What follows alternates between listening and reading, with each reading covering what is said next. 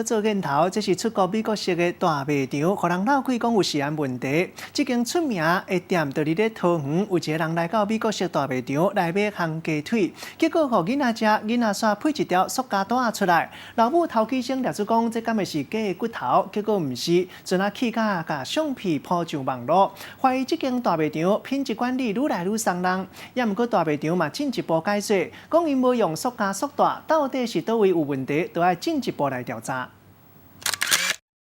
香港讲的烘鸡真好食款，毋过斟酌甲看，顶下乃有一条真长的塑胶塑带，互同园的一个妈妈看甲生气，去有名的美国式卖场买人气真香的烘鸡腿，要互囡仔食，想袂到煞食到一条塑胶塑带。 民众头起身，佮叫是迄是骨头，结果根本就毋是，起价甲相片抛去网络。这支卖场的品管无做好，加载囡仔无甲食落去，相片一个抛出来，遂引起网友讨论。有人讲伤咸啊，毋知影食到偌济塑化剂。个人滚酸笑讲，烘鸡50个乌影，大家未来食到的毋若塑大螺丝钉啊、塑胶袋啊，佮有真济另外加入去的好物件。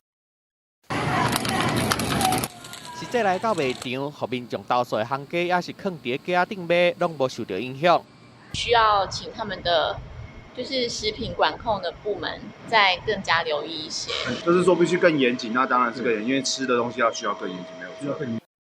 烘鸡腿内底发现塑带，卖场回应讲，因为随去食物甲烘鸡部门调查，全部拢无用到塑带，加上塑带若是烘过就会变色扬起。目前敢若透过网络的相片，无法度判断塑带是为倒位来的，会想办法联络到迄个妈妈做了解，追究到底是倒位出问题。消费者认为卖场的人应该爱顾甲较严厉，尤其是食米，安尼才会当互民众安心啊食。记者综合报道。